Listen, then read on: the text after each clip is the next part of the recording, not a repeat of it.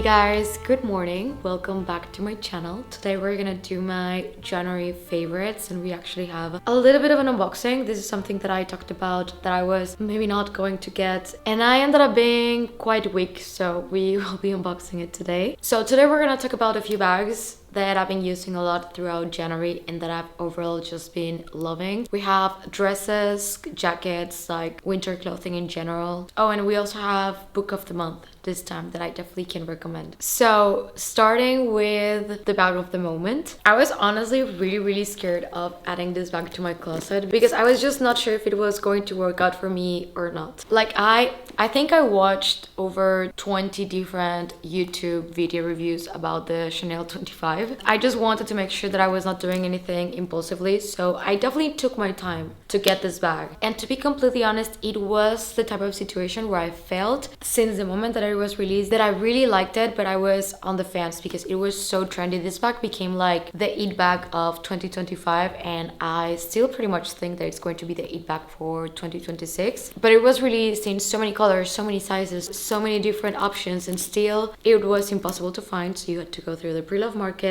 And I don't know, I just didn't know if it was worth it for me to go look for it. So I wanted to give you like a mini review, but I definitely plan to do a full-on review once I've worn it a little bit more. And I was thinking of comparing it to the Andiamo from Bottega Veneta. But yes, I ended up keeping the burgundy one. I unboxed two and I was only going to keep one. One of them was in this beautiful latte color that I do have to agree that it was probably the most classic year-round one, but I've been on a color kick for quite a while, so I kept the burgundy. This bag, I got it from Redeluxe for Christmas, and it did require a lot of patience on my side to finally find the one in burgundy that I just thought that it was going to be like the most flattering for me, especially for summer, winter. I don't know, I just think it's going to be really beautiful for summer. So my first impressions of the bag is that I understand the hype. I am obsessed.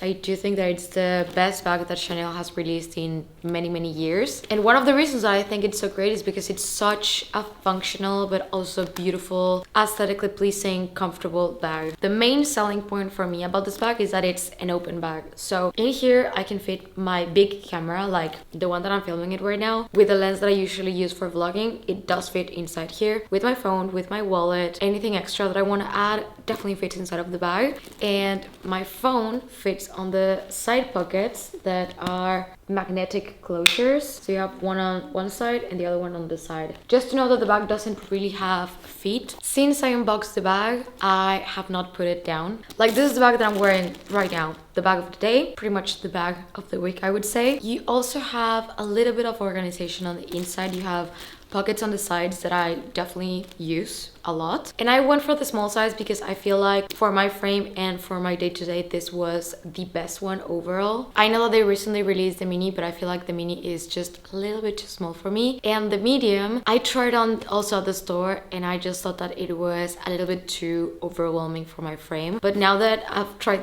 this one, I don't think I would be against the medium. I don't know, I've been finding a few cons on the bag. This is something that I'm gonna go a little bit more through on the complete review video of this bag. But if you were on the fence, as someone who almost never goes for the trendy it bags, and if I do it like way later because I want to make sure that I like it and that I'm not falling for the hype and the aesthetic of seeing it on Pinterest and Instagram and everywhere, I think this bag is honestly great and I would give it a try if you want a very functional bag. Already calling this that it's going to be the most used bag of 2026, but this is my Hermès Mini Kelly in black box leather, gold hardware. I got this bag for my 29th birthday. I wanted this bag for so many years and I just knew that it was going to work out, so it is not even a surprise for me, and I was not even going to include it on this video because I know that I also mentioned it on December favorites. However, being super transparent, this is the bag that I've been using the most. Like, I cannot seem to put it down, and I am aware that right now I'm on that phase when you have something new and you just gravitate towards it way more than your other things, and at some point it's gonna go down and I'm gonna give my other bags a fair chance of taking them out. However, I can just say that I'm really happy that I got it and I use it. I adore this bag. It was really hard to find. It took me quite a few years to even find it on the resale market because it is box leather. And actually, if by the time that I post this video it's still available, I saw on Redeluxe's website that they have one exactly the same, also box, gold hardware in black. But one thing that I do want to note, that it is not that it's a con, because I knew what I was getting into getting box leather. However, I have never owned new box leather bags. So I have another Kelly in box leather in the 28 size, but this bag is vintage. So this is from 1995 and it's been used, lived through, rained, everything. So that also meant that every single time that I was taking out that bag, I felt so comfortable and not worried at all. Now, box leather is a very delicate bag from Hermès. So if you get a drop, the best way that I can describe it is like the leather is going to absorb it and it's going to create like an ample. So I did notice this one time a drop landed. It was around this area and thankfully it faded, but it just comes to show that it is a very delicate leather. So they also have one in Epsom, anyone that wants a little bit more of a carefree bag. But yeah, I am very much aware that this bag is going to be very scratched, very loved. I intend to have this bag for the rest of my life and use it and love it. And if it rains, if it falls, if I scratch it, that's just going to be part of like its history, and I think that's kind of the point. But right now, because it's so new, I think I'm still in the phase of babying the bag way too much and will fade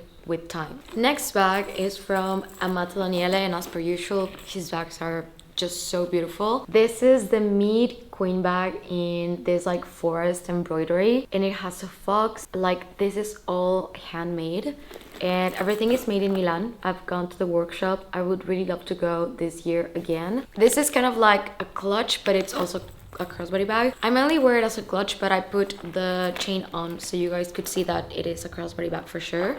And on the inside, it has the classic Amato Daniele blue satin. So every single time that he releases these types of bags, I know that they're gonna sell out so fast, and he doesn't make that many. The detail that they have is crazy. Like the rabbit under here, we have like even some flower details. It is just so detailed and so beautiful. This was a Christmas gift from Daniele, and I was so happy when I saw that it was this one, because I knew that I was going to wear it so much over the holidays. And lately I've been a lot into like navy and blue. I've been loving rotating this one because I feel like everything that I've been loving that's like whimsical, it's this. It's so beautiful, and also it's so elevated at night. I just love wearing it as a clutch. I would love to be able to link this one, but unfortunately it is sold out and I don't think they're gonna make more. But I saw on the website that they do have like a summery version of this. Like, it has seahorses and it's white. It's absolutely beautiful. I would literally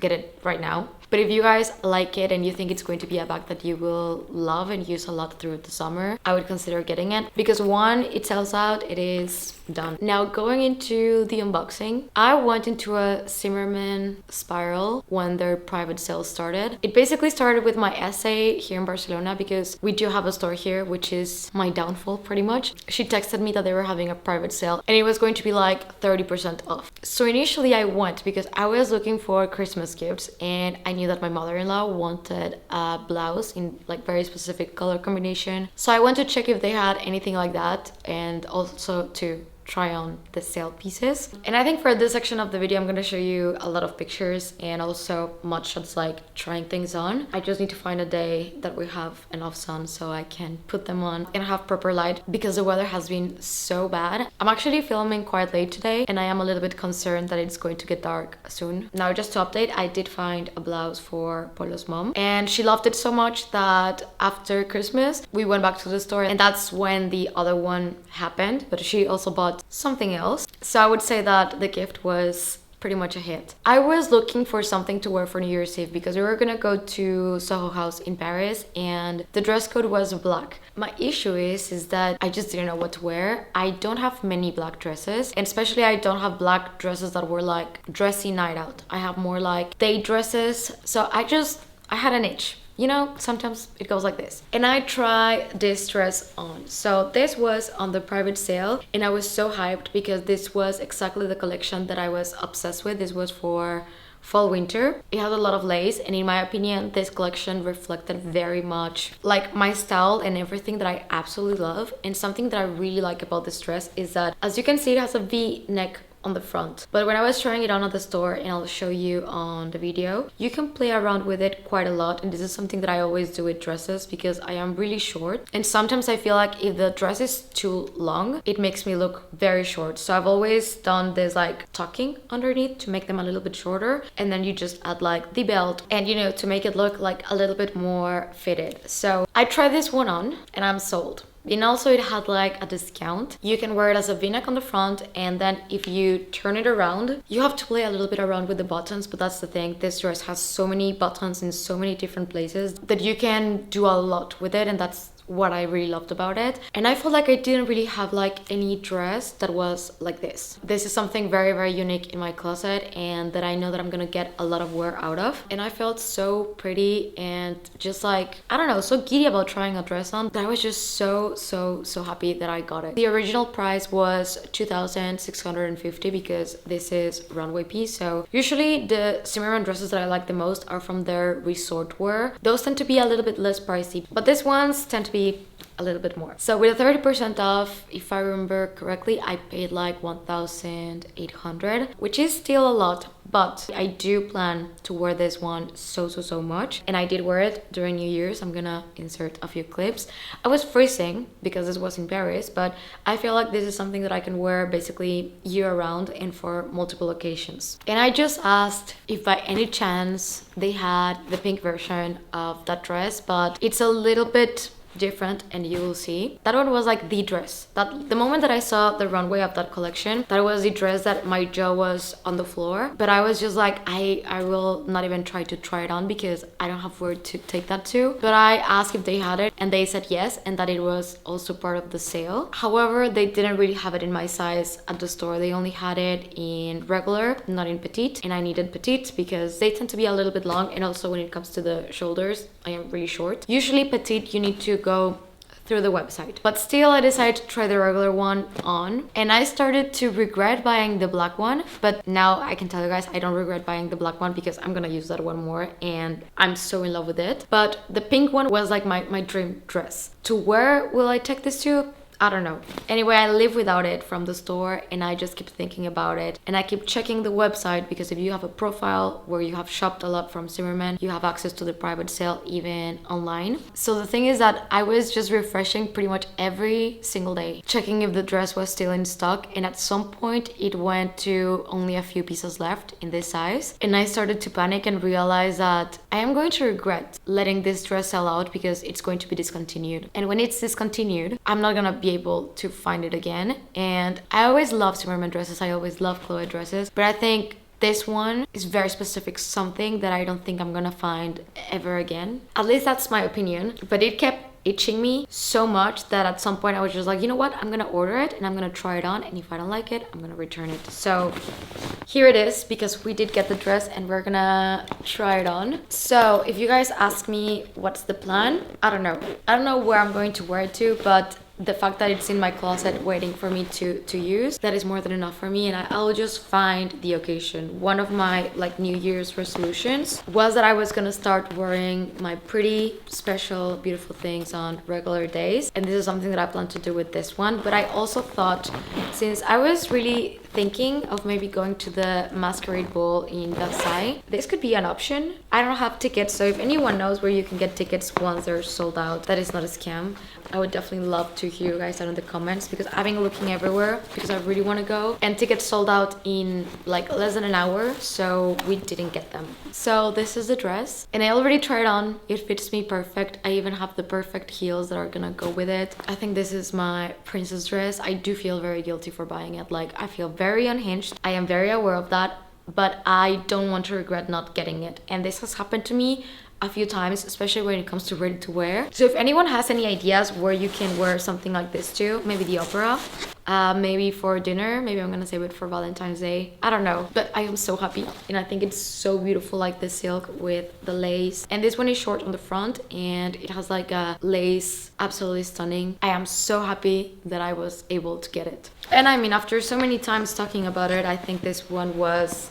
very expected. Now, another very unexpected favorite is going to be my new camera. And actually this started at something that made me have a mental breakdown because I didn't know how to use it. I went from the Sony CVE1 that I still have it like as a backup camera. This is an amazing camera. I went to the Sony FX3A. The Sony CVE1 is more like a vlogging, easy to use camera, whereas the newer one, it's actually from their cinematic line. If I'm not wrong, they even use it for some Netflix shows and movies. Very complicated to use. So at first it gave me a lot of headaches. It still kind of does because I'm trying to figure it out. This camera made me go back to classes. I am taking filming classes once a week, sometimes twice, and I am actually really happy about it because I feel like at some point I got very comfortable with my workflow and I stopped learning, and I am someone who loves learning, improving, and just not making things a little bit more complicated, but just being able to evolve and add new things, because that keeps, at least doing YouTube and vlogs, very interesting because I'm trying new things. I feel like at some point I outgrew my past camera that I still love and use, that I still recommend very, very much. However, when you do a lot of color correction and you want a more cinematic look, I just wanted something like this. I did not plan to change cameras in the way that I did because it was in the middle of a video. Basically, I was editing the first half of the video in a way, and then I had to adapt to a new camera that I had no idea how to use and that you're gonna edit completely different in the middle of a video while still trying to make it look like synchronized, like cohesive. I don't know if that's the word. Sometimes it's the type of things that I struggle with English, but it had to make sense. I didn't want to have like a really big contrast between one and the other, despite on the fact that I was filming on very different settings. One was in automatic and the other one was in manual. And filming in manual without not knowing what you're doing, it is stressful. I went to Paris and improvised pretty much without knowing how to use it, and I can tell you guys that I have not liked a vlog that I filmed so much as I loved the Paris one. I am very, very proud of how it came out, and this has to be probably very specific for me, but I am happy to have this to work on, especially on the next couple of months, and just be able to take the most out of this camera and just learn new things. So for anyone that loves doing like cinematic videos, can absolutely recommend you the Sony FX3. Also want to note that I was very much on the fence on getting this camera because it is not new. This camera was released like 3-4 years ago, so it's been quite a while. I wanted to wait to see if Sony had something new, but with my camera breaking down, it was like I had to choose to either go for the exact same camera that I had but new, or try something different, and this was always like my option and the one that I've researched a lot on. So my next favorites is definitely going to be Aelysee. So these are basically bag charms, and I would say that they're more for illness bags, but you can definitely wear them on pretty much any bag that you want. I saw them on Instagram quite a while ago and I always thought that they were really, really cute. I ended up getting the elephant for my Birkin 35. I wanted the elephant for this bag because of quite a obvious vibe and reasons, but it has diamond details and I got it in palladium to literally match this bag. I actually wanted to note that I've been using the 35 so much in the past couple of months. I am very happy about that because I felt like for a while I was not reaching out for it, but again, I just love a big bag that it's going to fit a lot of things. But let me show you the charm in close-ups. This I think is going to be my favorite out of the three. I'm going to link it on the description box down below in case you guys are interested, but I absolutely love it and the quality is amazing. I've also been using this one on my red Birkin because it is also in palladium and I just feel like it looks really, really pretty with the bag. Then I also got the gingerbread man, and this one I have it on my Birkin 25 in Beton. This is also one of my most used and favorite bags ever, and as you can see, the gingerbread man has like crystals on the hat. This one is a little bit more seasonal, but I love Christmas so much that I thought, why